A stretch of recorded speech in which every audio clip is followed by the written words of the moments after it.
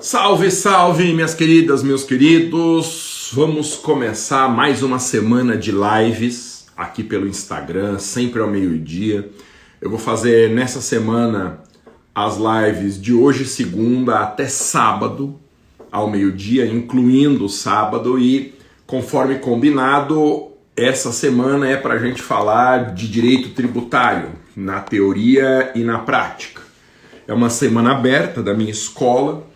Na semana passada eu falei sobre direito administrativo, na semana aberta do meu programa que chama Super Administrativo, o carro-chefe da minha escola é esse curso Super Administrativo. Quem quiser ainda informações e disponibilidade de vagas para o Super Administrativo, clique no link que tem na minha bio do Instagram, porque lá, se você clicar e aparecer o botão Super Administrativo, entre nesse botão que as informações estão lá. Para essa semana, nós vamos fazer uma semana aberta do programa Eu Vou Vencer com o Direito Tributário. Esse é outro curso da minha escola e no final desta semana eu vou falar sobre uma oportunidade desse Eu Vou Vencer com o Direito Tributário, que é um programa de teoria e prática do direito tributário. Eu ensino todo o direito tributário material, que serve para o exame de ordem, serve para concursos, começando do zero até os mais difíceis e exigentes do país, e interessa também para quem quer iniciar no direito tributário na prática da advocacia. Ele não é um curso para advocacia tributária, mas ele atende quem quer começar na advocacia em direito tributário. Eu estou, durante esta semana, finalizando a preparação dos cursos de prática da advocacia. Eu vou começar com a prática em direito administrativo e dentro das próximas semanas eu dou mais notícias, e depois o curso de prática na advocacia em direito tributário. Legal? Então, para a gente começar a falar das coisas do direito tributário nessa live, como sempre, eu gostaria de pedir que vocês compartilhassem essa live, que vocês disponibilizassem o link para o pessoal que os segue no Instagram, que você colocasse seus comentários aqui, já dizendo o seu nome e a cidade de onde você acompanha essa transmissão. Clica aí no gostar, manda coraçãozinho. Eu preciso muito que vocês me ajudem a divulgar esse trabalho que eu faço. Todas as postagens minhas, se você puder, coloque algum comentário, curta a postagem e principalmente acione o botão para ativar as notificações. E aí todo o conteúdo que eu publicar aqui, você receberá um aviso do Instagram de que o conteúdo foi disponibilizado.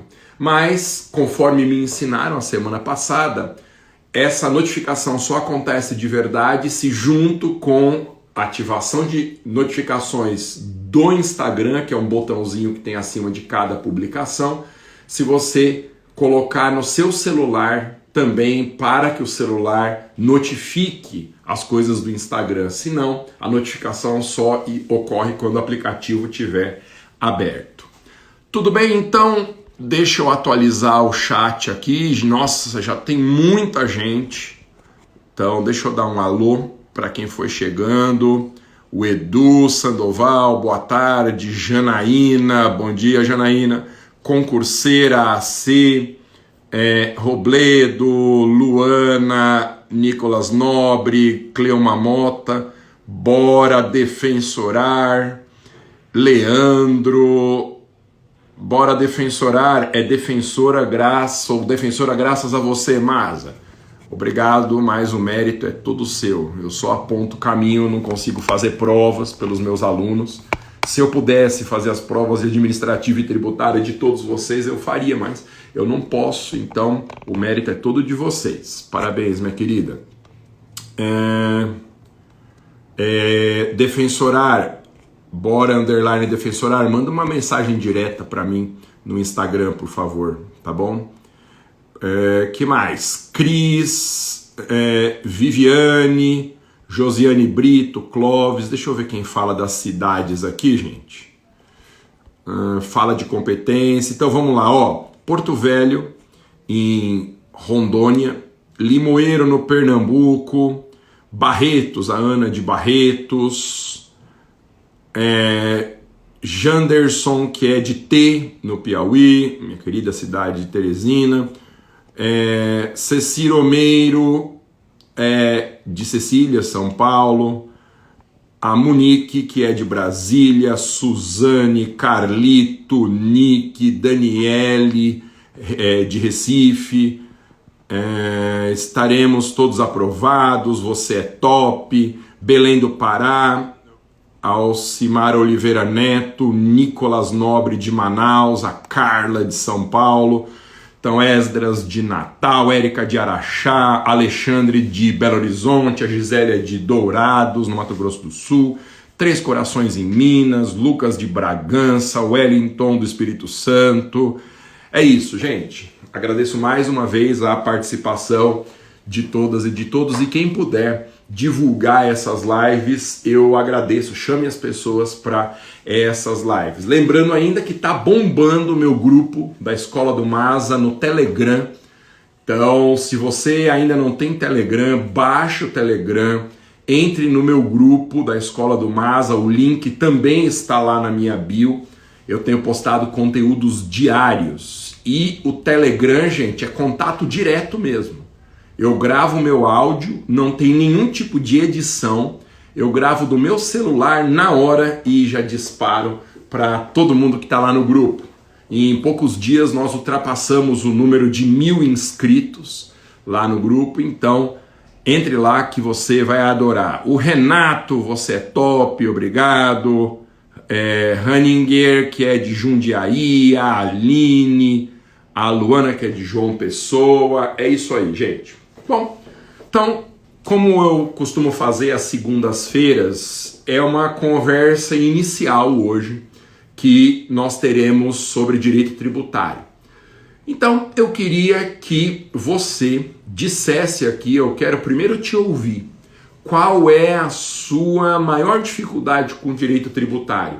Por que o direito tributário não é uma disciplina que você gabarita? Eu tive na graduação, não sei você, conte a sua história aqui, eu tive na graduação um bom curso de tributário. Fui aluno do Roque Carrasa na graduação, tive aulas com o professor Paulo de Barros, que hoje é a maior referência do direito tributário brasileiro, tive aulas com o professor Paulo de Barros no mestrado, eu fiz um bom curso. Eu optei no meu mestrado e no meu doutorado por direito administrativo. Mas eu sempre conto essa história. Logo que eu decidi que eu ia ser professor em dedicação exclusiva, isso aconteceu dentro da faculdade, eu contei essa história, durante um júri simulado, no primeiro ano, numa aula de TGE, o professor Paulo Fabra, nunca vou esquecer dele, fez um júri simulado e eu falei nesse júri simulado lá, representando o meu grupo. E naquele momento, quando eu estava de pé falando para as pessoas da sala e elas olhando para mim, eu descobri o significado da minha vida, o que eu queria fazer. Não lembro qual filósofo que disse, mas há um filósofo que afirmou que existem 2 grandes dias na vida da gente. Primeiro, quando a gente nasce, e o segundo grande dia é quando a gente descobre para que a gente nasceu. A gente descobre qual que é a nossa missão aqui.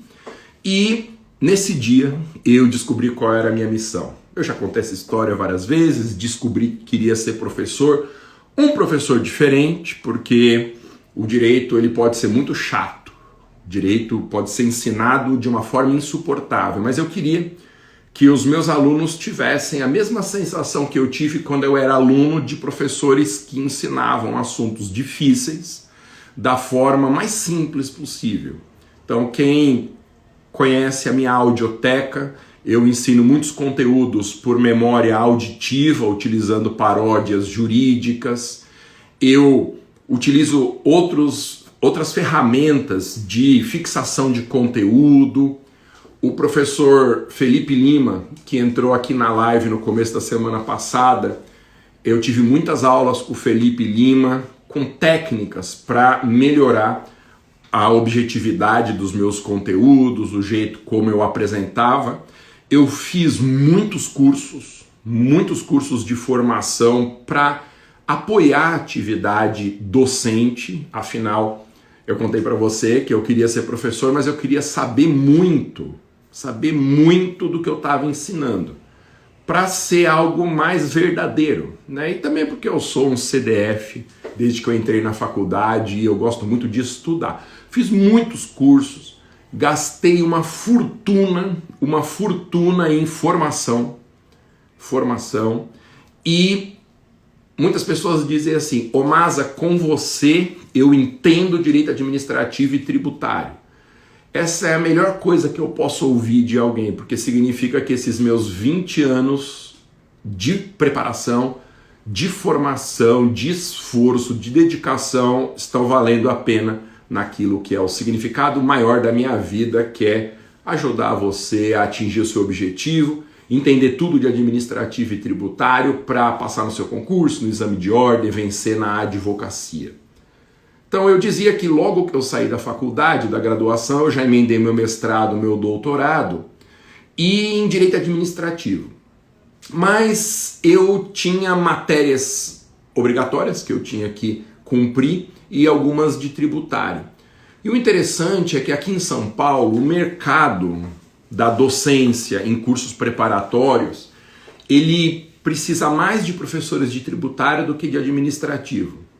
Existe mais mercado para professores de tributário do que para professores de administrativo. E como eu conhecia bem o direito tributário por causa da graduação, sempre estudei muito do meu mestrado, eu comecei a dar aula das duas matérias. Então, logo que eu saí da faculdade, eu comecei em cursos preparatórios da OAB, ministrando administrativo e tributário, mas sempre uma necessidade maior de professores de tributário.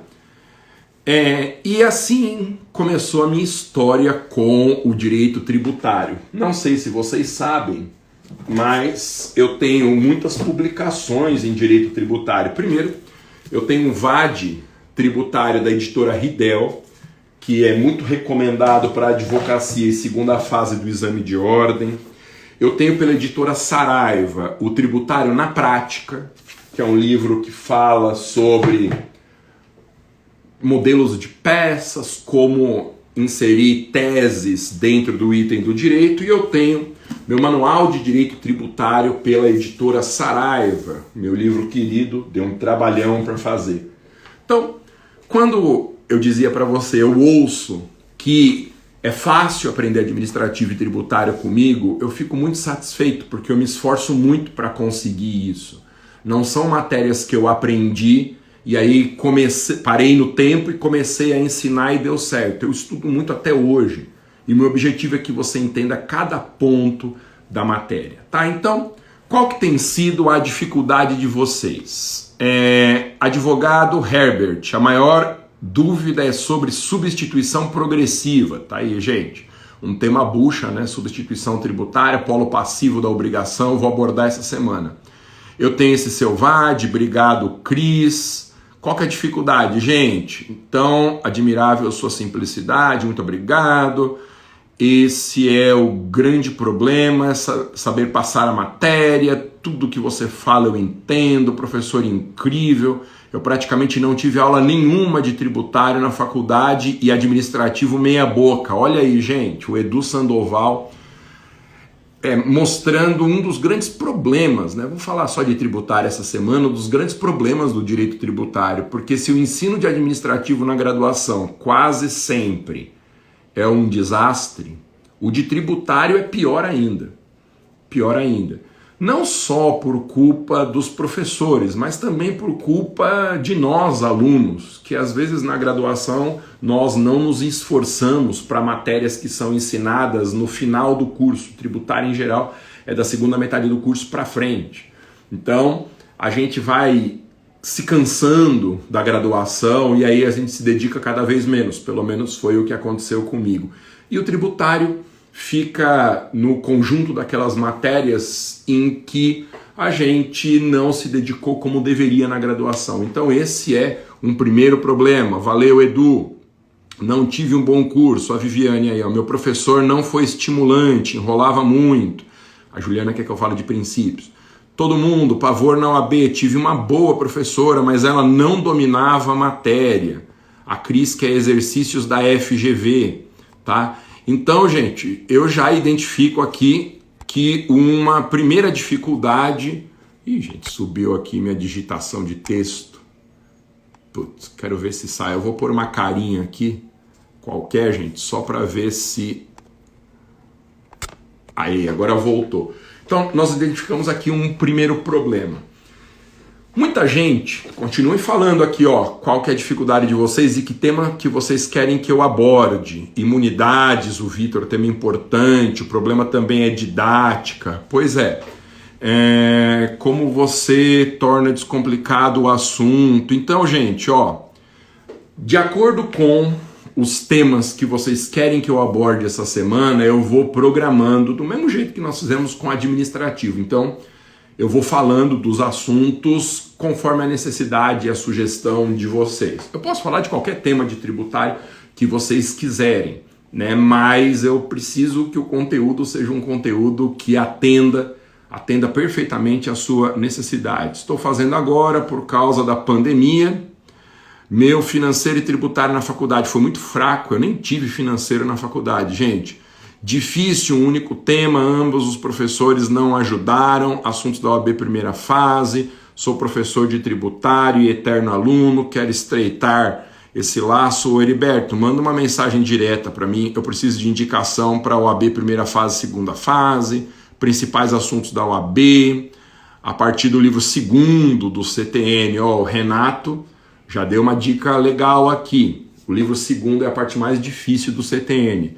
Me ajuda, quero aula com você, quem que é? João Neto, manda uma mensagem direta para mim, João, porque, como eu disse, eu tenho cursos na minha escola de tributário para todo o objetivo que vocês tiverem. Então, uma primeira pergunta que sempre me fazem, Masga, você dá aula das duas matérias, qual é mais fácil, qual é mais difícil? Eu não gosto muito de falar em matéria mais fácil e matéria difícil, mais difícil das minhas duas. Porque isso depende muito da nossa postura em relação à matéria.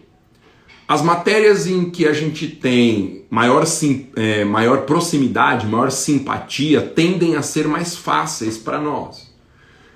E, no meu caso, olha o que aconteceu comigo. Não sei se com vocês aconteceu isso também. A minha boa vontade com a matéria dependia muito da qualidade do professor que ensinava. Então, por exemplo, se eu tivesse um professor péssimo de processo penal na graduação, eu não estudava processo penal. É uma falha minha.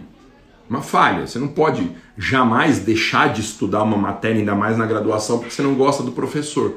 E por outro lado, professores que eram cativantes me apresentaram uma simpatia com a matéria, fizeram eu ter melhor, né? Uma simpatia com a matéria e eu passei a gostar dessas matérias em que eu tive professores melhores. Eu não sei se acontece isso com você, mas foi o que aconteceu comigo. E também existe aquele fenômeno de professores que não querem ensinar tudo que sabem. Lembra que eu comentei? Na minha graduação, eu tinha um professor que falava isso abertamente. Ele não falava dele, mas ele dizia assim, ó, para que um professor vai ensinar tudo que ele sabe na matéria, na graduação, e criar concorrentes para ele no mercado? Ô, gente, uma pessoa que pensa assim não poderia dar aulas, não é? Porque eu vejo a docência como um ato de generosidade. Não acredito em dom. Ah, você tem o dom para ensinar, o sujeito não tem o dom. Eu acredito em esforço e trabalho. Eu não acho que eu tenha dom para ensinar. Inclusive porque quando você fala que alguém tem dom para alguma coisa, você reduz o esforço que a pessoa teve para fazer aquilo. Então, se eu tivesse um dom para ensinar, eu não precisaria ter gasto tanto esforço, gasto tanto dinheiro em formação para conseguir dar uma aula que eu considero uma aula legal. Então, nunca acredite nessa história de dom, de talento para alguma coisa. Porque quando uma pessoa acha que tem um dom, um talento para alguma coisa, ela deixa de se esforçar. E essa conversa de talento, ela paralisa a pessoa que tem o talento. Além de ser muito injusta com quem não teria o talento, né, ela também é injusta com a pessoa que atinge bons resultados porque se esforça. E alguém diz assim, mas você tem um talento, como se fosse muito fácil para aquela pessoa. E eu tenho uma experiência com isso. A minha experiência é a seguinte: 20 anos dando aulas, mais os 5 anos na graduação, 20 anos dando aulas ininterruptamente como professor em regime de dedicação exclusiva. Os talentosos, eu já disse que eu não acredito nisso, mas as pessoas chamadas de talentosas, como elas se esforçam menos, já que elas se convencem de que realmente elas receberam um dom, um talento, elas vão até certo ponto e param. E em todos os contextos que eu conheço, concurso público, advocacia, exame de ordem e até realidades que estão fora do nosso interesse imediato aqui, como exercício físico, esporte, os esforçados chegam muito mais longe que os talentosos. Sabe aquela pessoa que rala? A pessoa que diminui 1 hora de sono para estudar mais. Às vezes a pessoa passa o dia inteiro trabalhando e vai para a faculdade à noite e aí tem que estudar de final de semana. Essa pessoa é uma pessoa reconhecida como esforçada. Compare essa pessoa, durante a graduação, por exemplo, com alguém tido como talentoso. Eu dou aula na graduação, gente, eu identifico logo no começo do curso pessoas que têm muito talento para advocacia, são expansivas, são amigas dos amigos, essas pessoas têm muito talento para captação na advocacia. Só que, se você comparar alguém tido como talentoso com um outro que é considerado esforçado, 5 ou 10 anos depois, você vai ver que o esforçado chegou muito mais longe que o talentoso. Então, não acredite nessa história de talento, de dom. Tem dom ou tem talento? Não acredito nisso, mas tem que se esforçar ainda assim, porque senão a pessoa vai observar isso. Ela foi ultrapassada nos objetivos por outros que simplesmente ralam. Tudo bem? Então, essa é uma verdade que eu constatei nesses meus 20 anos de experiência dando aula. Então, Decapel, exatamente, o esforço está além das expectativas. A Patrícia, a Fabiana. E outra coisa, quando a gente concorda com essa ideia de que o esforço leva mais longe do que o talento, a gente também se obriga a ralar mais, a estudar mais, a se dedicar mais. Tá? Eu, como eu disse para você, eu não me reconheço como uma pessoa com talento ou dom para dar aulas, só que eu ralei muito, mas ralei muito mesmo. E esse investimento todo que eu fiz, o preço de um apartamento ou mais. Uma parte foi dinheiro que eu mesmo gastei, dinheiro que eu consegui dando aulas, e outra parte foi dinheiro e investimento dos meus pais. Você não precisa fazer esse investimento do preço de uma casa, de um apartamento, para aprender administrativo e tributário. Você não precisa seguir o meu caminho, porque eu te ensino do jeito que vai dar certo para a sua aprovação. Tá? Então, quem estuda administrativo, quem estuda tributário, aqui, lá na minha escola, atinge o mesmo resultado se esforçando que eu atingi com muito investimento. Você não precisa gastar o preço de um apartamento para atingir os seus objetivos e gabaritar administrativo e tributário. Tá? Esse feeling que te torna diferente. Obrigado. Quem falou aqui? Jane Bertazzo. Acrescente ao estudo final de semana ser dona de casa com filhos. A Carla. Gente, olha só. A Carla tocou num ponto que é muito importante. A rotina das mulheres tende a ser tende a ser muito mais difícil do que a rotina dos homens, especialmente tendo criança em casa. Durante essa quarentena, muitos alunos meus começaram a sentir na pele o que é ter que dar conta de crianças em casa, ter que dar conta de outras atividades, o chamado terceiro turno, né? Eu observo isso aqui em casa também. Então, além de tudo, para as alunas especialmente, é muito comum a pessoa ter que trabalhar o dia inteiro, ter que estudar, às vezes, no tempo que sobra e ainda atender a demanda de filhos, que não é pouca coisa, gente. Eu tenho feito essas lives aqui e vocês percebem, né? Criança chorando, batendo na porta para pedir alguma coisa. O tempo todo são as crianças demandando. Então, além de tudo, às vezes a gente tem que lidar com essa circunstância, tá? Mas uma coisa serve de alento. As pessoas que são multitarefa, que mesmo não querendo isso, por causa das circunstâncias, elas precisam estudar no tempo que sobra dessas outras tarefas, são justamente aquelas esforçadas que atingem mais rapidamente os objetivos, tá? Porque para quem já faz um monte de coisas, o tempo que a pessoa tem para estudar é muito bem gasto, ainda que ela esteja um bagaço, ainda que ela esteja cansada.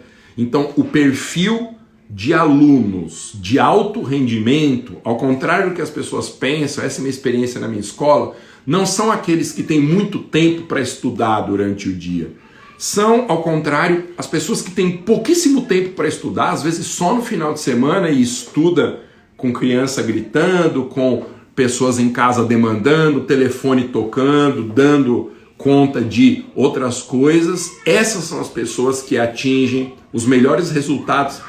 Essa é a experiência da minha escola, tá? Ao passo que quem tem uma maior facilidade de tempo, menos tarefas e, em tese, poderia estudar 6, 8, 10 horas líquidas por dia, não aproveita bem esse tempo. Então, se o seu perfil é o primeiro perfil, o perfil de quem não dá conta das coisas que está fazendo e ainda precisa se preparar por exame de ordem para concurso e para entrar para valer na advocacia, saiba que você tem o perfil de sucesso, por saber valorizar seu tempo, por não dispersar nos estudos, ao passo que, se você tem mais tempo para estudar ao longo do dia, cuidado, porque a tendência para pessoas que têm mais tempo durante o dia é perder o foco, é ficar muito tempo no celular ou fazendo algumas outras coisas, tá bom? Então, todo mundo sabe onde o calo aperta. Veja em qual das duas posições que você se classifica. Muito tempo para estudar ou pouquíssimo? Cada uma tem as suas desvantagens e vantagens, tá? Então, se você tem pouco tempo, seu perfil é um perfil de resultado rápido. Se você tem muito tempo, tem que enfatizar a disciplina e focar no pouco tempo, no muito tempo que você tiver estudando, tá? Sequer pegava o exame, sempre dedicada. Eu perdi aqui o histórico. Cronograma, regularidade, disciplina sempre são a diferença. Sou mãe de 2 mocinhos, é difícil estudar. Olha aí, gente. A Jane, não tenho nem dinheiro, também tenho 2 filhos. É isso, gente. Ó, Tomielo, Fábio, mas indiscutível que tu tens, além de esforço, um dom fenomenal. Tenho 2 sobrinhas de 4 anos, 2 sobrinhas de 4 anos e elas gabaritam tributário administrativo quando assistem às suas aulas. Tu és diferenciado, muito obrigado. Dá para conciliar a preparação do mestrado com a de concurso? Leandro, dá sim. Desde que você seja uma pessoa disciplinada minimamente, tá? Separe momentos na sua semana para se dedicar ao mestrado e o restante para preparação de concursos. Eu acho possível, tá? Ó, mais uma briga aqui em casa, gente. Então, se vocês ouvirem um choro desesperado, é da Luizinha, gente, falando, né, em filhos, em crianças em casa. Bom, o que eu queria conversar com vocês a respeito do direito tributário hoje, tá? Então, continue mandando os temas que vocês querem que eu aborde. Então, já saiu responsabilidade tributária, imunidades, princípios, tá? Normal, gente, criança estão se pegando aqui em casa, gente, quem sabe faz ao vivo, é isso, tá? Então, o que eu tenho aqui para a gente começar a nossa conversa? Eu preciso te mostrar quais são os temas de direito tributário que mais caíram nos últimos meses em concursos públicos. Eu tenho aquele Quebrando a Banca, um curso da minha escola, em que eu ensino como que você deve estudar e quais são os temas prediletos de cada uma das bancas mais importantes de concurso. E eu tenho uma estatística geral dos temas que são mais perguntados em concursos públicos, tá? Olha só. Então, eu tenho uma estatística aqui dos últimos 3 anos. Quais foram os temas mais perguntados? Então, olha só, eu tô com a tela aberta, por isso que eu tô olhando aqui de lado, tá, gente? Na estatística do Quebrando a Banca. Qual que você acha que é o tema de direito tributário mais perguntado em concursos públicos? Tá? O que vocês acham? A Nick pergunta, o que priorizar, professor? OAB ou TCC no 9º semestre? TCC, né? Tem que se livrar da graduação antes de se preparar para a OAB. Tá? Bom, o Leandro, já começou as lives de licitação e contratos? Leandro, essas lives já foram. Pegue no meu IGTV, que você vai encontrar nas nossas conversas de terça-feira e quarta-feira da semana passada, as lives sobre licitação e contratos. Olha aqui, ó, competência tributária. Princípios e competências, princípios, imunidade, execução fiscal. Ah, olha só, gente. Então, muita gente pedindo para eu falar de competência, muita gente pedindo para eu falar de imunidades. Então, são 2 assuntos que já estão agendados aqui, tá bom? Competências, imunidades tributárias, princípios também, muita gente falando de princípios. Então, o tema mais perguntado não foi nenhum desses que vocês colocaram aqui. Sabe qual é o tema mais perguntado? Crédito tributário. Crédito tributário. O que é o crédito tributário? É um assunto que estuda basicamente os chamados favores legais, os benefícios que o legislador concede em favor do contribuinte. Então, o crédito tributário é o direito que o fisco tem de cobrar tributos. E o CTN prevê uma longa lista de causas que interferem na regularidade desse crédito. Então, causas de exclusão do crédito, causas de suspensão, causas de extinção. Esse é o assunto mais perguntado. Ele está com quase 25% de incidência nas provas de tributário dos últimos 3 anos. 25% de incidência com perguntas sobre prescrição, decadência, isenção, moratória, anistia, tá? Compensação, dação em pagamento. Esse é o grande assunto. E aqui eu aproveito para fazer uma primeira observação sobre o direito tributário. Como alguém colocou aqui no grupo, no chat, direito tributário tem uma grande divisão dentro dos seus temas. Existe o direito tributário que está na Constituição e existe o direito tributário que está no CTN. Então, o direito tributário constitucional inclui temas como espécies de tributos, princípios, imunidades, competência, repartição de receitas. Esses são os temas constitucionais. E os temas infraconstitucionais, os temas que estão no CTN, são outros. O CTN trata basicamente do devido processo legal para cobrança de tributos. Então, no direito tributário infraconstitucional, nós temos obrigação tributária, lançamento, todas essas causas que interferem na regularidade do crédito, na exclusão, suspensão, extinção do crédito, garantias e privilégios do crédito tributário, certidões, certidão da dívida ativa, tá? Então, há essa grande divisão.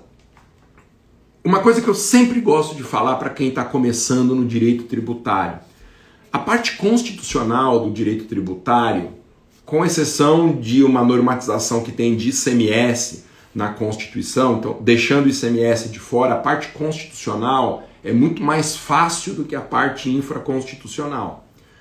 Competência, princípios, imunidades são assuntos tranquilos. Então, taxa, empréstimo compulsório, contribuição de melhoria, são assuntos, na verdade, fáceis, se a gente comparar com os temas do CTN.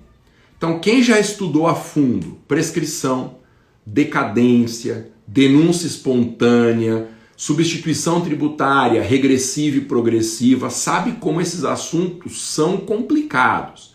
Eles são muito mais difíceis que os temas constitucionais. Então, uma primeira coisa que tem que ficar clara é estudar tributário para resultado, para rendimento, para aprovação rápida, é focar no mais difícil, que é a parte infraconstitucional. A parte constitucional, eu vou falar muito da parte constitucional do direito tributário essa semana, mas vocês vão ver que o assunto é muito tranquilo, tá? Tem bastante informação, mas é uma parte que a gente nada de braçada. A parte infraconstitucional é aquela que nós temos que enfatizar, porque você viu a estatística? 1/4 das perguntas de concurso público nos últimos anos é sobre crédito tributário. A Constituição tem um dispositivo sobre crédito e só para falar que está sob reserva de lei complementar. Toda disciplina normativa do crédito é uma disciplina infraconstitucional de dentro do CTN. Essas lives todas estão salvas, Nick. É só você entrar no IGTV. A Larissa faz uma questão de administrativo, né? Ô Larissa, eu não tenho se eu sou favorável ou contrário, porque isso está autorizado já, né, na legislação. Então, em tese, eu sou contrário, mas a legislação permite, né?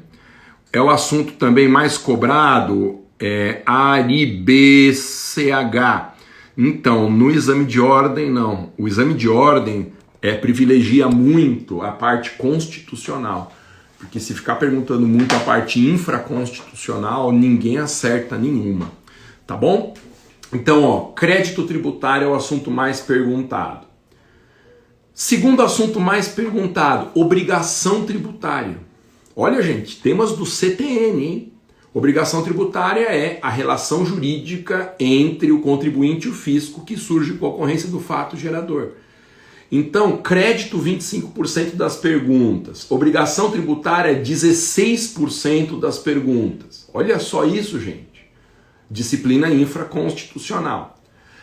Terceiro assunto mais perguntado, com 9%, impostos estaduais. Gente, pergunta sobre imposto estadual é ICMS. É muito raro uma pergunta de IPVA, que é um imposto fácil, e de ITCMD. São perguntas de ICMS. Que tem muito regramento constitucional, mas que também o grosso do ICMS está na lei complementar, a lei Candir, que é a lei do ICMS, que é infraconstitucional. Então, gente, o quarto assunto, então não se perca, pela ordem, crédito é o que mais caiu, obrigação tributária em segundo, ICMS em terceiro, depois, espécies tributárias e conceito de tributo. Conceito de tributo está no CTN, artigo 3º, é um assunto que eu vou abordar essa semana. Espécies tributárias aí sim é um tema constitucional. Diferença de imposto, taxa, contribuição de melhoria, empréstimo compulsório, contribuições especiais. E aí os outros temas têm menos perguntas. Impostos municipais tem 8%, processo tributário tem 6%, eu vou falar um pouco de processo hoje, tá? Depois, princípios com 5%, impostos federais também com 5%, depois com menos incidência, competência, legislação tributária, lançamento, administração tributária, garantias, responsabilidade tributária, simples, nacional e infrações em direito tributário. Então, aqui já tem uma primeira dica importante. foque na parte infraconstitucional. O direito constitucional tributário ele é um canto de sereia. Como os assuntos são mais tranquilos, a gente vai estudando, vai entendendo, vai fazendo perguntas e acertando, e aí é natural a gente querer continuar ali, porque vai dando certo. Só que a parte infraconstitucional é mais importante. Tá? A obrigação principal e acessória, temos que aprender a fazer a prova. Professor, sou sua fã. Obrigado, Priscila Borges. É isso. O que mais que eu posso falar sobre direito tributário? Deixa eu fazer você entender uma coisa. Quem assistiu às lives da semana passada deve lembrar que na live de agentes públicos, que foi a terceira live, né? Então foi na terça, quarta, na quinta-feira sobre agentes públicos, eu disse que a vida de um servidor estatutário tem uma linha do tempo, uma sequência encadeada de acontecimentos. O processo para cobrança de tributos, chamado processo tributário, também tem uma linha do tempo. Entender essa linha do tempo é compreender a coluna vertebral do direito tributário brasileiro. Então, a primeira aproximação que a gente faz, depois eu detalho mais isso, tá? A primeira aproximação que a gente faz do direito tributário tem que levar isso em consideração. Qual que é esse devido processo legal para cobrança de tributos? Tudo na história da cobrança de tributos começa na Constituição. A Constituição, ela define as competências tributárias, qual entidade federativa pode cobrar quais tributos. Então, o devido processo legal para cobrança de tributos começa com a definição constitucional da competência. Depois que a Constituição definiu a competência, vem um segundo passo, que é a criação do tributo. Um tributo nunca é criado pela Constituição. Essa é a frase mais importante do direito tributário brasileiro. A Constituição não cria tributos, ela define a competência. Quem cria tributo é a entidade federativa que recebeu da Constituição essa competência. E como que um tributo é criado? Por uma lei, em regra uma lei ordinária da entidade competente. A Constituição, ela não criou o ICMS. Ela atribuiu a competência do ICMS para estados e Distrito Federal e são os estados que criaram o ICMS por meio de uma lei própria. Se um estado não aprovar essa lei, o ICMS não existe para ele.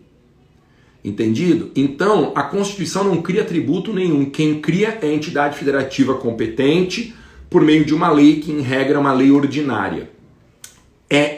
Vamos ver ainda nessa semana que a criação do tributo é chamada a definição da hipótese de incidência.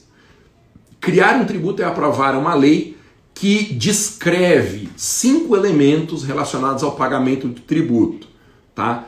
Define onde acontece o fato gerador, que é o aspecto territorial, define quando ocorre o fato gerador, que é o aspecto temporal, define quem são credor e devedor do tributo, aspecto pessoal da hipótese de incidência, define o aspecto material, qual é o fato gerador, e o aspecto quantitativo, quanto que o devedor tem que pagar para o fisco.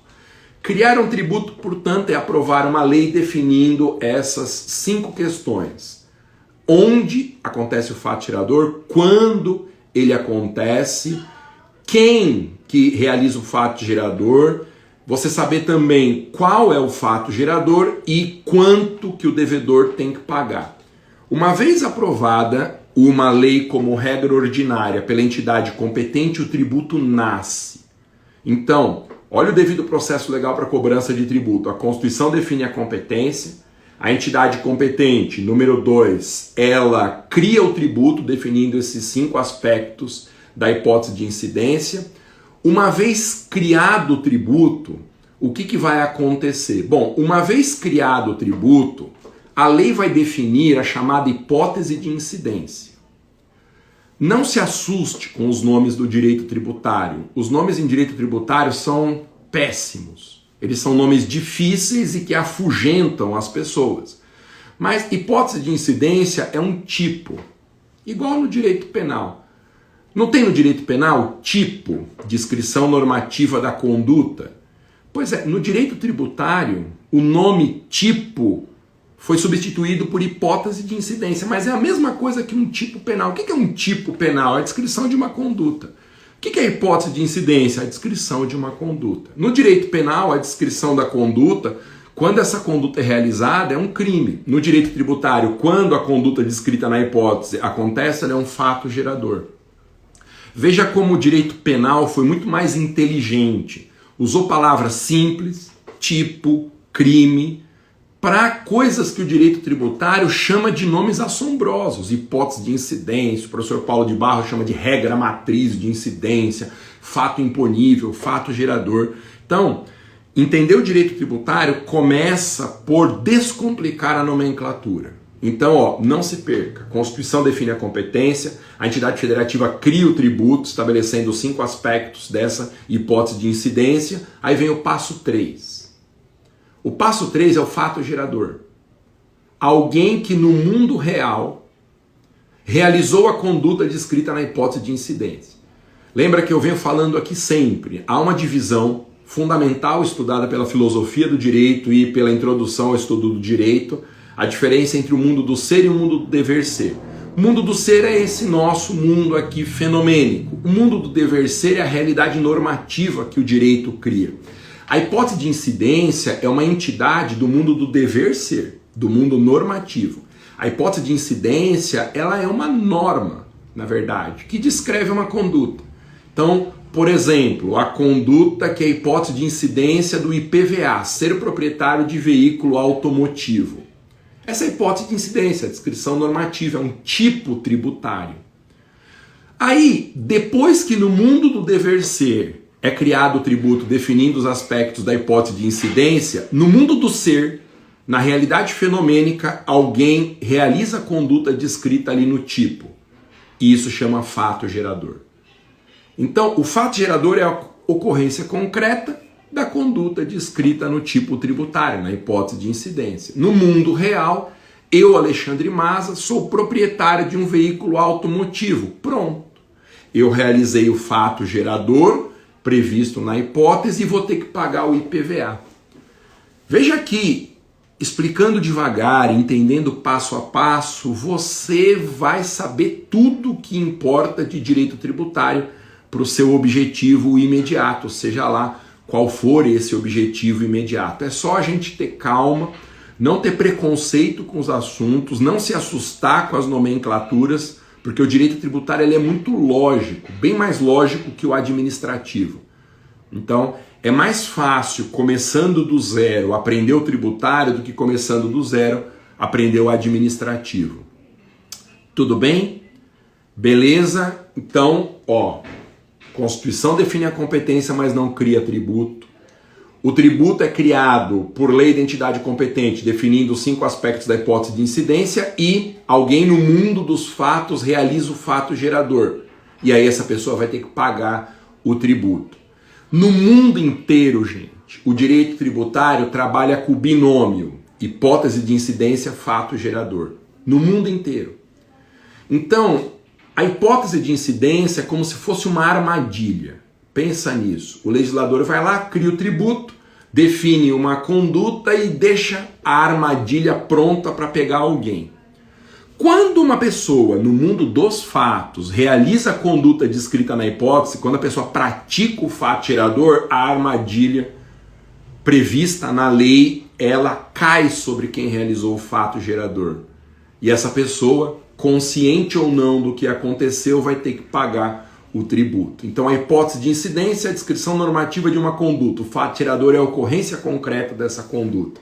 Se você associar a hipótese de incidência com o tipo penal e o fato gerador com a ocorrência do crime, se você fizer esse paralelo, nunca mais você confunde hipótese de incidência com o fato gerador. Bom, acontecendo o fato gerador, surge a obrigação tributária. A obrigação tributária é o segundo assunto que mais cai de tributário em concurso. O que é obrigação tributária? Obrigação tributária é um vínculo ligando o devedor, sujeito que realizou o fato gerador, ao fisco competente. Então, quando acontece o fato gerador, nasce uma relação jurídica, ligando, no exemplo que eu dei, eu, Alexandre Maza, que sou proprietário de um veículo automotivo com o fisco estadual, que segundo a Constituição é competente para criar e cobrar o IPVA. Então, não se perca. Olha como fica mais fácil estudar assim. A Constituição define a competência. Passo 1 do devido processo legal para cobrança de tributos. A entidade federativa cria o tributo, normalmente por uma lei ordinária dela, que define a hipótese de incidência, os seus 5 aspectos. Alguém realiza a conduta no mundo real, fato gerador. Esse alguém foi pego pela armadilha e tem uma relação jurídica chamada de obrigação tributária. E vai ter que pagar o tributo para o fisco competente. Bom, aí nós temos uma questão importante. Quando nasce a obrigação tributária, quando acontece esse quarto passo, existe a obrigação, mas o contribuinte não tem que pagar ainda. Por quê? Porque o contribuinte não sabe o valor devido, quanto que ele tem que pagar. Então, pega o meu exemplo do IPVA. A legislação do IPVA sempre diz que tem que pagar o imposto quem é proprietário do veículo no dia 31 de dezembro. O IPVA, ele tem o que nós chamamos de fato gerador complessivo. Não se assuste. Fato gerador complessivo é uma situação que se prolonga no tempo. Então, tem 2 tipos de fato gerador. Tem o instantâneo, que é aquele que acontece no momento específico, e tem o fato gerador complessivo, que é uma situação que se prolonga no tempo. Veja, eu sou proprietário de um veículo automotivo durante um período. Veja, ser proprietário é uma situação que se prolonga no tempo. Se eu ficar com o meu carro 10 anos, eu sou proprietário durante 10 anos. Como que a legislação faz para determinar o momento de ocorrência do fato gerador, se o fato gerador é uma situação? A legislação pega uma data qualquer e diz assim, quem for proprietário do veículo automotivo nessa data tem que pagar o IPVA inteiro do ano seguinte.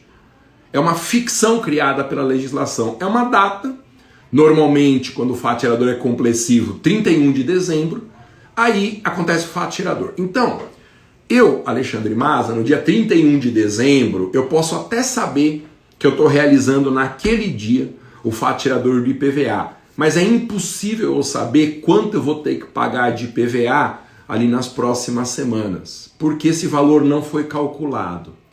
Quem que calcula esse valor? O fisco. E como que ele calcula o valor devido? Realizando o lançamento tributário. Lançamento é um ato administrativo que só o fisco pode realizar e que, entre outras coisas, define o valor devido. Então, depois da obrigação tributária vem o lançamento. Então, a Constituição define a competência, a lei cria o tributo, estabelecendo os aspectos da hipótese de incidência. Alguém realiza a conduta, fato gerador, nasce a obrigação sem um valor exato, o fisco vai lá e calcula o valor exato por meio do lançamento. Lançamento. Então, para a realidade do IPVA, que é um imposto simples da gente entender, no 31 de dezembro, eu, Alexandre Maza, sou proprietário do veículo X e vou ter que pagar o IPVA em relação ao ano seguinte. Quanto que eu vou ter que pagar? Bom, aí, normalmente, em janeiro ou primeira quinzena de fevereiro, o fisco estadual pega a base de cálculo do IPVA, que é o valor do carro, e aplica uma alíquota sobre essa base de cálculo, que é um percentual. Normalmente o IPVA é de 4%. Como que o fisco pega o valor do carro? Então, a base de cálculo do IPVA é o valor venal do veículo. O que é venal? Venal é de venda, o valor de venda. Quanto que aquele veículo vale para uma eventual venda. E como que o fisco faz isso? Todos os anos. Todos os estados lançam uma tabela oficial do valor de veículos. Todo ano, cada estado faz isso. É uma tabela gigantesca que divide os veículos por categorias, depois dentro das categorias por marcas, dentro das marcas por modelos, e às vezes até dentro dos modelos por diferentes conjuntos de acessórios, tal. Então divide dentro dos modelos os que são top de linha, as versões intermediárias, os carros standard, e isso dividido por ano ainda. Essas tabelas, gente, elas estão prontas na prática. O que o fisco faz normalmente é pegar uma tabela pronta, que algum estado já fez ou que tem na iniciativa privada, copiar essa tabela e mandar ver todo ano. Então, o meu carro pode valer 30 mil reais no mercado, mas a base de cálculo será o valor do meu carro nessa tabela oficial de cada estado. Tudo bem? Mas veja como os nomes são difíceis, né? Base de cálculo, não se assuste. Base de cálculo é o valor sobre o qual a alíquota incide. É a lei que define a base de cálculo dentro daquele aspecto quantitativo. E a alíquota, o que é? A alíquota é um percentual. Toda lei que cria o tributo, ela define quanto da base de cálculo eu vou ter que pagar. Eu não pago todo ano o valor venal do veículo para o Estado. Eu não pago todo ano para o Estado de São Paulo 100% do que o meu carro vale. Eu pago uma parte disso. Porque se o fisco cobrar 100%, ele está me confiscando. Se eu tiver que pagar 30 mil reais de PVA num carro que vale 30 mil reais, eu estou perdendo o carro. Isso não é tributo, isso é confisco, é uma desapropriação. E o direito tributário brasileiro proíbe o tributo com efeito de confisco. Então o que a legislação tem que fazer para cumprir o princípio do não confisco? Ela tem que estabelecer um percentual da base de cálculo, que no meu estado, no seu estado possivelmente também será de 4%. O fisco, no caso do IPVA, nas semanas de janeiro, mais tardar nas primeiras de fevereiro, pega aquela tabela que ele já divulgou, aplica a alíquota que a lei estabeleceu, 4%, e aí o produto dessa conta é o valor que eu tenho que pagar. Isso é lançamento. E aí o fisco, ele irá formalizar essa conta num ato chamado lançamento tributário. Tudo bem? Ô, gente, nós estamos indo bem? Vocês conseguem entender, gente? Tabela FIP, não. Ô Janderson, a tabela FIP ela pode até ser usada como base para o Estado criar a tabela dele. Tá? Mas não é a tabela FIP, a tabela FIP é a tabela de mercado. Né? A tabela que o Estado lança pode ser baseado, tá? Mas não é exatamente essa. Como você ama dar aula, fico admirada, obrigado minha querida. Vocês estão entendendo, gente? Melhor professor de administrativo do Brasil, concordo com você. Tá tranquilo, gente? Ó, é só ir devagar. Igual administrativo. Cada assunto desse a gente pode dar um mergulho e estudar numa profundidade que é infinita. Mas não adianta querer aprofundar se a gente não tem a noção geral desse devido processo. Por isso que, como eu fiz com o administrativo, nessa semana eu vou te mostrar que dá para aprender o tributário inteiro também, se a gente for com calma e você não criar um bloqueio na sua cabeça. Então, procure entender que eu vou te explicar todos esses detalhes, tá bom? Então, gente, vamos retomar aqui, ó, a Constituição define a competência, aí a lei ordinária da entidade federativa, como regra ordinária, cria o tributo, alguém realiza a conduta descrita na hipótese desse tributo, acontece o fato gerador. Com o fato gerador nasce a obrigação tributária, a relação jurídica entre quem realizou a conduta e o fisco, mas nasce sem um valor exato. Aí o fisco vai lá e realiza o lançamento, ele define o valor exato. A partir do momento em que o fisco realiza o lançamento, ele notifica o contribuinte para pagar. Então, quem tem veículo sabe como isso funciona. Lá para janeiro, começo de fevereiro, a gente recebe uma cartinha do Estado. Maldita carta, eu detesto, gente, o IPVA. Eu detesto. E a gente recebe uma carta dizendo assim: olha, senhor Alexandre Maza, você consta aqui como proprietário de um veículo automotivo que na minha tabela oficial, para o ano de fabricação dele, custa 30 mil reais e eu apliquei 4% de alíquota sobre esses 30 mil reais e, portanto, o valor que você deve é um valor de... Ai meu Deus, 300 vezes 4, R$ 1.200 se eu não errei a conta. 4% de 30 mil. Você tem 30 dias para fazer o pagamento desse boleto aqui de R$ 1.200. Então, realizado o lançamento, o fisco notifica o contribuinte para pagar. Qual que é o prazo que o contribuinte tem para pagar? 30 dias da notificação do lançamento. Esses 30 dias estão no artigo 160 do Código Tributário. Então, eu recebo a maldita carta, tem lá dentro um boleto, esse boleto tem 30 dias de vencimento e eu tenho que efetuar o pagamento. Bom, a partir do momento que o fisco calcula o valor devido e notifica o contribuinte, surge o chamado crédito tributário, que é o passo seguinte nesse devido processo legal. Crédito tributário é o direito de cobrar o tributo. Então, crédito é o direito que o fisco tem de cobrar o tributo. Eu não posso cobrar o tributo se eu não definir o valor devido. Por isso que o crédito tributário pressupõe um lançamento. Como que eu vou cobrar alguém se eu não estou dizendo o valor da dívida? Então precisa primeiro liquidar, dar um valor exato à dívida pelo lançamento, e aí o fisco pode se dirigir ao contribuinte, mandando uma cartinha para ele e falar: você tem 30 dias para pagar. O fisco exige o tributo após o surgimento do crédito tributário. A Constituição define a competência, o tributo é criado por lei ordinária da entidade federativa, surge a obrigação tributária, o fisco realiza o fato gerador e nasce o crédito tributário. Definição constitucional da competência, hipótese de incidência, fato gerador, obrigação tributária, lançamento, crédito tributário é o 6º passo. Bom, aí acontece o seguinte: o contribuinte, quando recebe a notificação para efetuar o pagamento do IPVA, ele pode fazer várias coisas diferentes. O que se espera dele é que ele realize o pagamento. Se o contribuinte realiza o pagamento extingue o crédito.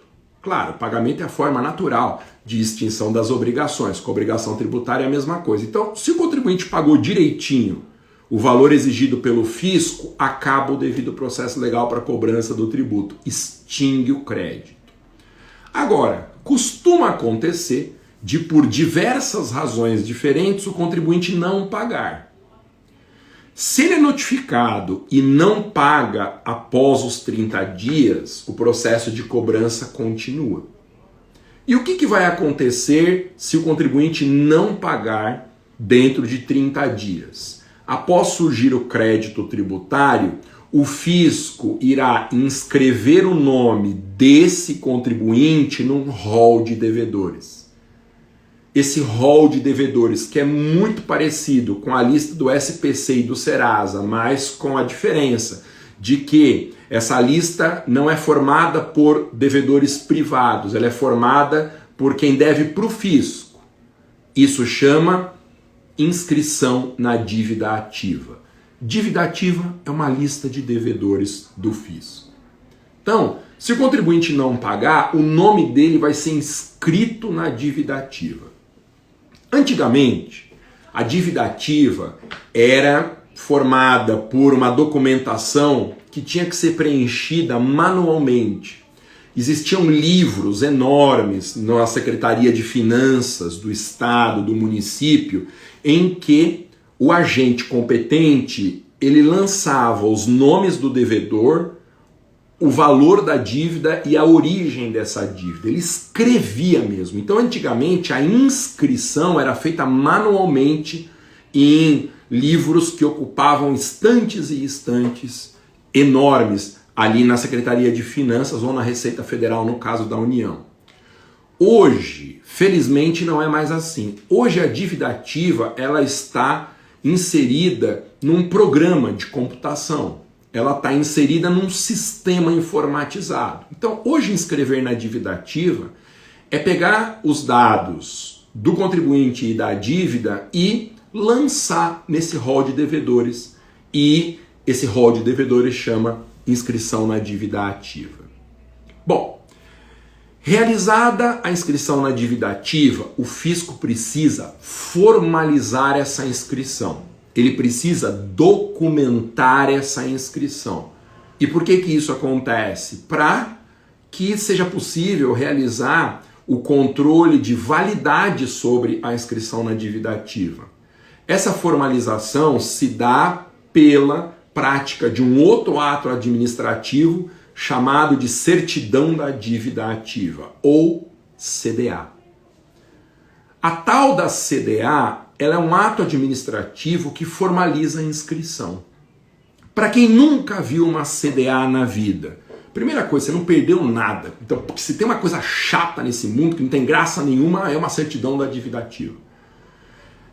Se você procurar na internet, digitar no Google, certidão da dívida ativa, vem lá o modelo. A certidão da dívida ativa é um documento, normalmente de uma página, que tem o brasão da entidade federativa, as informações do devedor na parte alta, na parte intermediária da CDA, que nós chamamos de contexto da CDA. No contexto da CDA tem os dados da dívida, quando aconteceu o fato gerador, qual é o tributo devido, quais são os juros que incidem.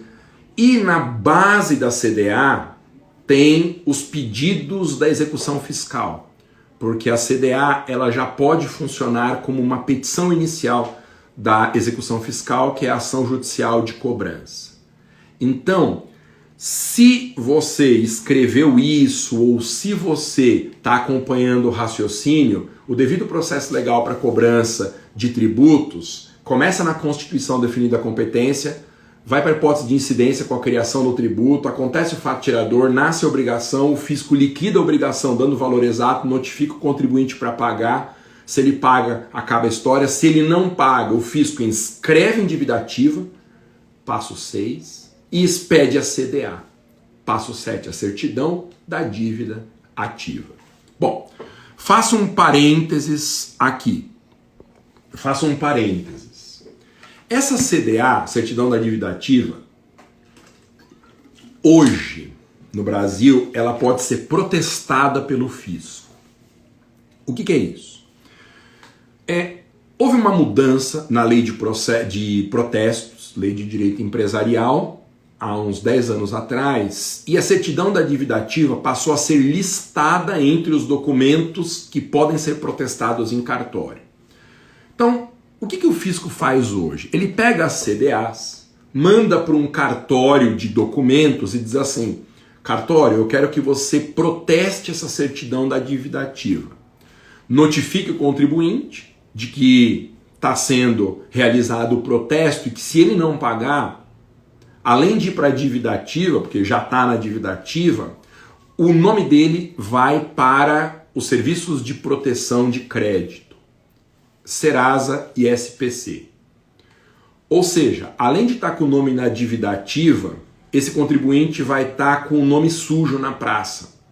Ele não vai conseguir fazer crediário para compra, por mais absurdo que seja. Às vezes ele perde oportunidade de emprego, porque a legislação proíbe, mas muitos empregadores consultam o CPF do candidato a uma vaga para ver se ele não tem dívida na praça. Tá? Então, o nome dele vai para essa lista de devedores. O protesto é uma forma adicional de coagir o contribuinte a realizar o pagamento do tributo. Então perceba, a pessoa que tem o nome em dívida ativa quase sempre está com o nome sujo também no SPC e o Serasa por causa dessa CDA que foi protestada. Bom, se com tudo isso o contribuinte não pagar, o fisco, né? O fisco é o poder executivo, gente, eu vou deixar mais claro isso nos nossos próximos encontros. O Poder Executivo, o Fisco, Secretaria de Finanças, Receita Federal, não tem mais o que fazer administrativamente. Então, até esse momento, os passos realizados no devido processo legal para cobrança de tributos se dão no âmbito do Executivo, do Fisco. Eles são, portanto, um processo administrativo. Se o contribuinte, depois da expedição da CDA e do protesto, não pagou, não tem mais o que o fisco fazer. O direito brasileiro não permite que o fisco, na fase administrativa, saia por aí pegando bens do devedor. Bata na porta do contribuinte e fala assim: ó, vim aqui buscar sua televisão porque você não pagou o crédito tributário. Isso não pode ser feito. Qual que é o caminho daí para frente? Ir para a justiça. Propor a ação de cobrança, ação judicial, que é chamada de execução fiscal. A execução fiscal é o passo seguinte, depois da inscrição na dívida ativa, para que o judiciário, aí sim, procure bens do devedor que serão vendidos depois no curso dessa execução para satisfação do crédito tributário. Essa ação de cobrança é regida por uma lei própria, Lei 6.830, que é a Lei de Execuções Fiscais. E aí a história ruma para o final. Na execução fiscal, o contribuinte é citado para se defender. Ele precisa primeiro garantir o juízo, que normalmente é a penhora de algum imóvel.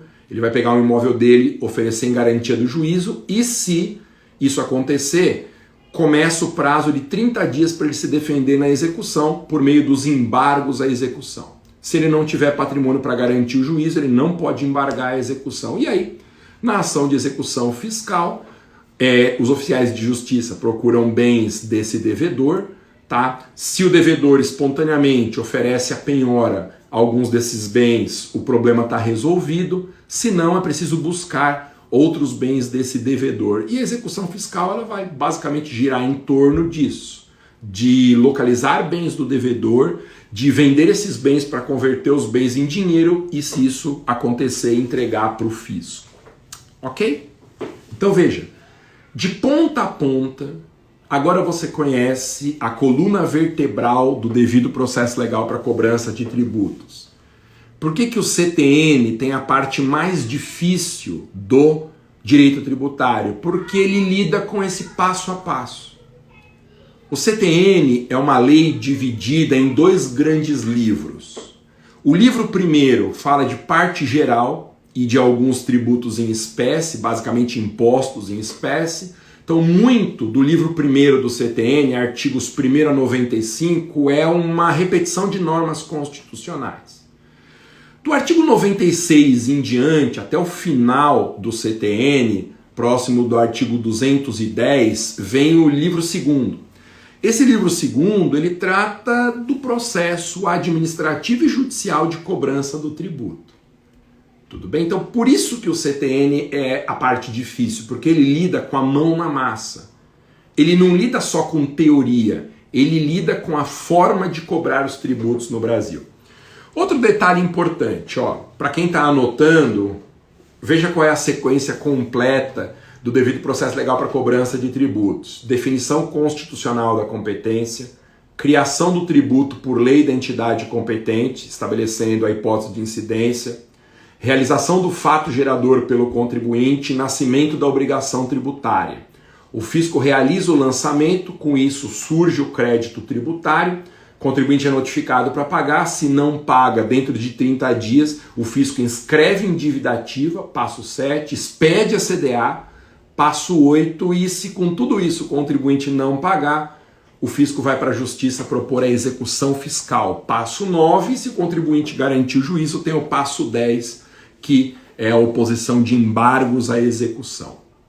Isso, gente, numa visão panorâmica, apresentada aqui em 15, 20 minutos. Só de você ter a noção desse passo a passo, você já sabe mais direito tributário do que 95% das pessoas que saem da faculdade de direito. Memorizar esse passo a passo, e mais do que memorizar, entender esse passo a passo, é algo fundamental para que o direito tributário entre na sua cabeça. Entre na sua cabeça. Então, isso é o que nós chamamos de devido processo legal para cobrança de tributos. Veja, o fisco, ele não pode cobrar tributos do jeito como ele acha melhor. Se você perguntar para quem trabalha no fisco, então, procuradores municipais, estaduais, procuradores da Fazenda Nacional, vai ser um consenso entre eles que esse devido processo legal para cobrança de tributos não funciona. Não funciona. Porque já é um processo muito antigo, a Lei de Execuções é de 1980, o processo foi criado antes do advento da internet, então não está na forma eletrônica a maior parte desse devido processo legal para cobrança de tributos, e ele é incrivelmente deficitário. Tá? Ele é ruim para a cobrança do crédito. Então, o fisco sempre tem um jeito que ele considera melhor de cobrar o tributo, mas não pode ser cobrado o tributo de outro jeito a não ser esse que eu descrevi. Porque se o fisco arrumar um outro jeito para tentar cobrar o tributo que não seja esse devido processo legal, ele pratica uma conduta inconstitucional. Ele viola o princípio do devido processo legal. E veja a conexão que existe com o direito administrativo. Por que existe um devido processo legal? Para oportunizar a contraditória e ampla defesa para o devedor. Então, o artigo 5º, 54 da Constituição, quando exige um devido processo legal para tomada de decisões por parte do Estado, ele determina que esse devido processo legal que eu descrevi aqui é o único caminho que o fisco tem e pode ter para cobrar tributos do contribuinte. Então, o fisco, às vezes, ele pisa fora desse trilho do devido processo legal. Às vezes ele quer fechar o estabelecimento do contribuinte, às vezes ele quer apreender mercadorias, às vezes ele quer realizar condutas que forcem o contribuinte a realizar o pagamento. Mas toda vez que o fisco dá algum jeitinho, pisando fora desse trilho, o nosso papel como operadores do direito, como advogados do contribuinte, é acusar essa violação do devido processo legal indo ao judiciário ou recorrendo administrativamente perante o próprio fisco. Uma ideia que vai te ajudar muito. O devido processo legal é uma espécie de um trilho. Então pense nisso, no trilho de um trem. É um caminho que o direito estabelece para o fisco chegar num determinado destino. O destino é cobrar o tributo do contribuinte. Então, o fisco é como se fosse um trem, o devido processo legal é o trilho e a cobrança do tributo é a estação, o destino final. O fisco não pode chegar nesse destino final por outro jeito. Gente, um trem, ele não pode decidir dar um passo de lado e arrumar um atalho para chegar no destino. Ele só tem aquele caminho. Então, o devido processo legal é um trilho que define o caminho único que o fisco pode adotar para a cobrança de tributos. Qualquer passo que o fisco der para o lado desse devido processo legal, qualquer atalho, qualquer outra medida, viola não só a Constituição, como o CTN e a Lei de Execuções Fiscais. Tudo bem? Vocês entenderam, gente? Então, tanto embargos de execução quanto a exceção de pré-executividade, isso eu falo mais pra frente de exceção. Tá indo tudo bem, gente? Top, professor. Posso interpor embargos de execução sem garantia do juízo? Não. Pode entrar com exceção de pré-executividade. Perfeito, tá indo tudo bem. Nunca tinha visto direito tributário de forma tão ampla. Show, professor. Muito obrigado. Podemos ter embargos de execução sem garantia do juízo, embargos não, gente, tem que entrar com outra medida que eu comento depois, que é a exceção de pré-executividade. Portanto, o direito tributário brasileiro está todinho espalhado ao longo desse trilho, ao longo desse processo. O direito tributário na Constituição, ele fala dos dois primeiros passos, da definição da competência e da criação do tributo. O CTN assume a partir da ocorrência do fato gerador, a disciplina normativa.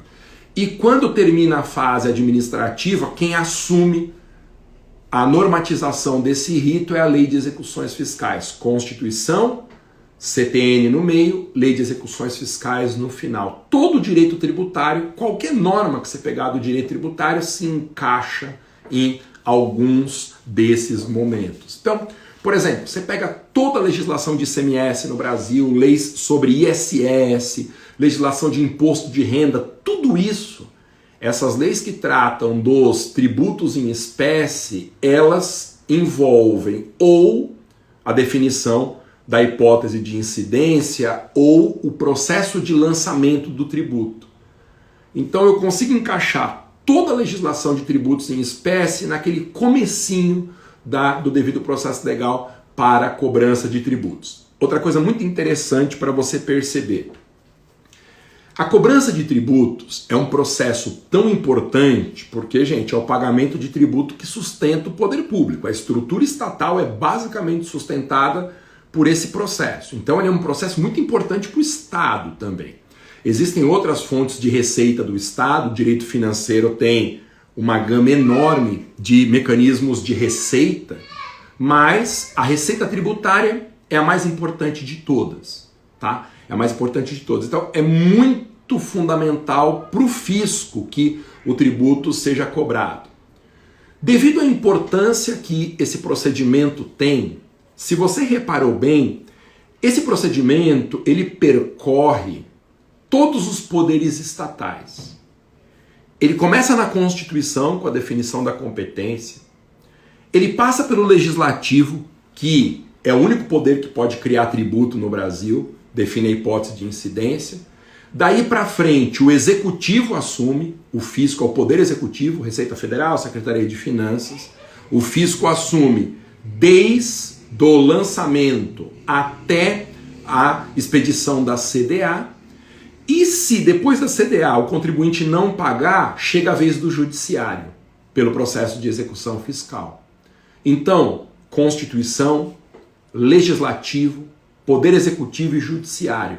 O devido processo legal para cobrança de tributos é um verdadeiro passeio por toda a estrutura estatal. Então, por isso que nós falamos na fase legislativa da cobrança do tributo, nós falamos na fase constitucional do devido processo legal, nós falamos na fase administrativa ou executiva perante o fisco e tem a fase judicial do devido processo legal. Então, fase constitucional, fase legislativa, fase executiva, fase judicial. São etapas desse devido processo legal. O direito tributário é o direito principal do ordenamento jurídico, Epicuro, com algum exagero, né? Maravilhoso, entendo que a apreensão do veículo não é um pagamento antecipado. Bom, aqui são outros assuntos já, né? Tiver reforma tributária, vai mudar muita coisa do CTN, Leandro. As reformas tributárias, depende de qual que você está falando, né? As reformas tributárias que estão sendo discutidas hoje, elas são reformas tributárias para melhor distribuição das competências entre as entidades federativas e, em alguns casos, para desonerar alguns setores e onerar outros, setores da economia. As reformas tributárias, as mais importantes que estão tramitando, elas não mexem com o processo de cobrança, elas mexem em geral com competência e base de cálculo e alíquotas, tá bom? Tem projetos para modificação do CTN, porque eu já te disse que esse processo é muito obsoleto, o processo de cobrança de tributos. Em geral, esses projetos para alteração do CTN, eles são projetos que priorizam a fase eletrônica, então o que é feito, às vezes manualmente no fisco, passaria a ser um sistema, tá? Muitos desses projetos reconhecem a possibilidade de robotização desse rito. Não sei se vocês sabem, mas as procuradorias mais estruturadas de cobrança de tributos no Brasil, elas utilizam robôs, elas utilizam algoritmos para realizar boa parte dessa etapa, em especial a transição da fase administrativa para a fase executiva.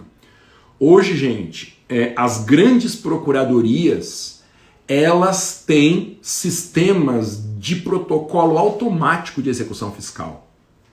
E o interessante é que, dependendo do lugar onde você estiver no Brasil, a discussão sobre dívida tributária é um diálogo entre 3 robôs. Olha só, 3 robôs.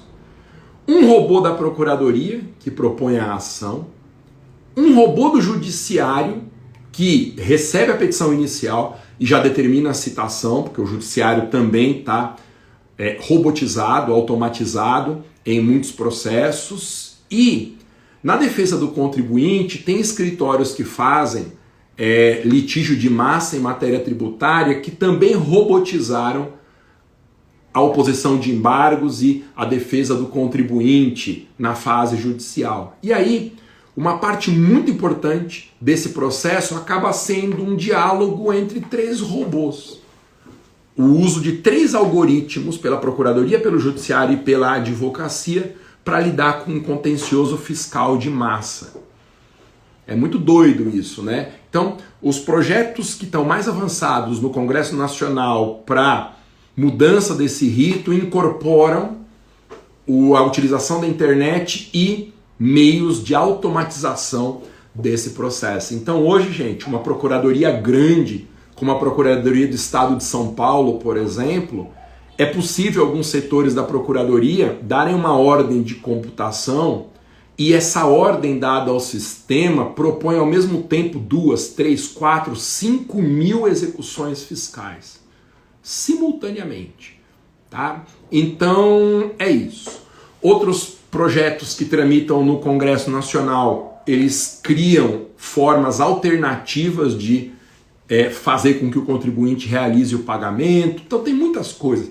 Tem o processo fiscal administrativo, porque quando ocorre o lançamento, o contribuinte ele pode escolher se ele vai para o judiciário ou se ele prefere recorrer administrativamente. Então, é uma coisa que eu quero discutir com vocês, explicar como funciona, absolutamente fundamental para quem quer iniciar na advocacia fiscal, saber disso. Quando o contribuinte nos procura no escritório, normalmente nós podemos optar por 2 caminhos diante de um lançamento, um auto de infração. Ou a gente vai direto para o judiciário, entrar com ação anulatória, ou a gente tenta antes uma impugnação administrativa, um recurso perante o próprio fisco. Lembrando que no direito brasileiro há 3 instâncias, é o limite máximo de 3 instâncias recursais na fase administrativa. É assim que acontece com o tributário, o processo administrativo fiscal. A gente tem 3 chances, 3 instâncias para conseguir extinguir o crédito por uma decisão favorável. Tá? E aí, as estratégias de quando a gente usa a fase administrativa, quando que a gente vai direto para o judiciário, é uma discussão que a gente precisa fazer depois com mais calma. Legal? Então, estudar o direito tributário é conciliar a teoria constitucional com a mão na massa desse longo processo de cobrança. Por isso que eu gosto desse programa que tem na minha escola, que é Eu Vou Vencer com o Direito Tributário, Teoria e Prática.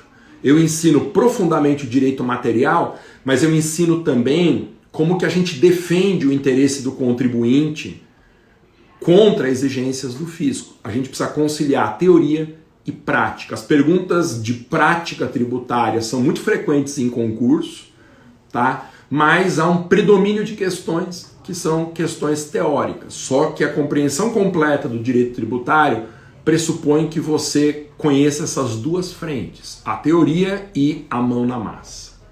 Legal? Nossa, gente, um monte de coisa aqui no chat.